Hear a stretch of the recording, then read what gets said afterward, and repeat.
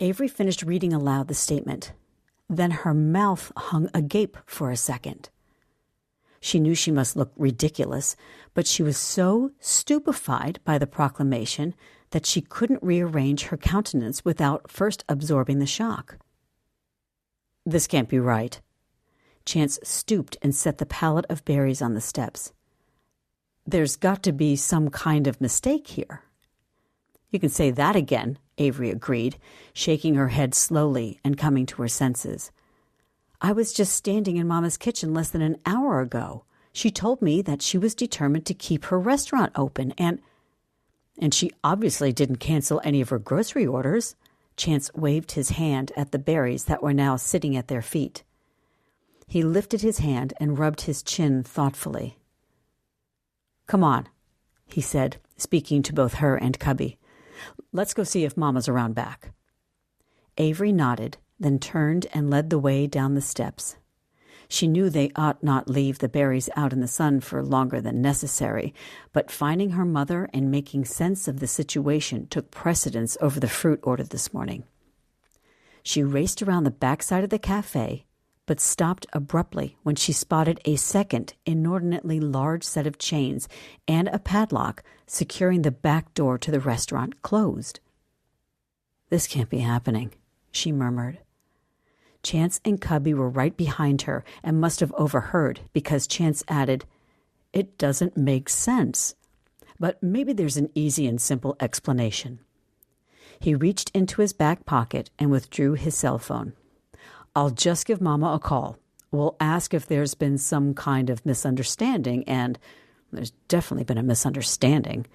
Avery stared at the lock on the back door, then spun on her heel and stalked toward the front of the restaurant. I want to have another look at that sign. She marched up the steps once more, but kept her ears open too, not wanting to miss a moment of the conversation between Chance and her mother. But as she reached the top step and stood squinting at the piece of paper announcing the closure of the cafe, Chance said in a slightly dazed fashion, I got her voicemail. Aggravated, Avery patted her shorts, fished her own phone out of her left pocket, then hit number 1 on her speed dial.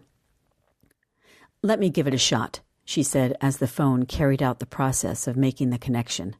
Maybe she'll pick up if she sees me calling. Much to Avery's chagrin, the next sound she heard was her mother's voice telling her to go on and leave a message after the beep if that's what she really wanted to do. Avery stared at the phone, flummoxed by the situation.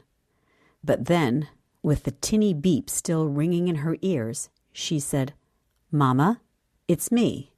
I'm with Chance and Cubby at the cafe, and we'd like to talk to you. We'd like to ask you a few questions, and you know what? Just forget it. I'll be home in a few minutes, and we can sort this all out when I get there. Spurred by this new idea, Avery ended the message quickly, tucked her phone back in her pocket, then looked up at Chance and Cubby. Chance's eyes were swimming with concern. I'm not sure what the two of you need to do, but I'm going back to the house. I'll check on Mama and have her give you a call when we want to come with you. Chance interceded. I don't know, Avery said slowly.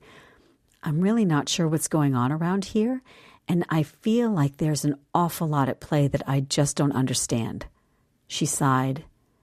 Either somebody's been keeping secrets or maybe telling outright fibs, but I don't feel right dragging you and Cubby into whatever kind of family mess is brewing over at Mama's house. We're already involved, Chance replied. He nodded stoutly. We care about Lottie, and if you don't mind, Avery, I'd like to make sure that she's okay. Avery winced. She knew something was wrong, obviously, because Mama wouldn't have just closed her restaurant on a whim. But hearing Chance say this, indicating he feared she might be anything less than perfectly fine, made Avery's mind whirl toward all the worst possible scenarios. All right, she consented.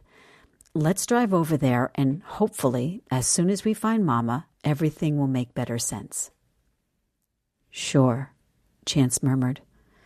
Hopefully.